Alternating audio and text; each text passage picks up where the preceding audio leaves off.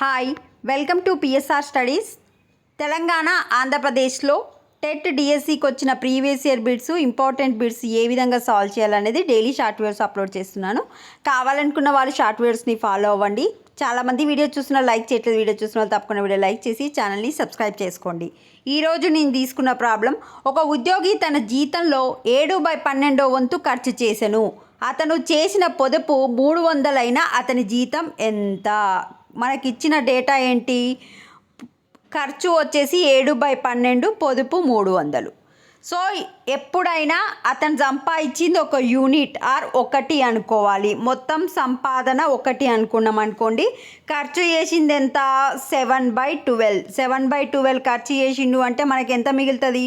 12 ఎక్కం 12, 12 minus 7 అంటే 5/12. అంటే 7/12 వంతు ఖర్చు చేసిండు అంటే మిగిలింది ఎంత? 5/12 వంతు. ఈ 5/12 వంతు మనకు రూపాయలలో ఎంత ఇచ్చిండు? 300 ఇచ్చిండు.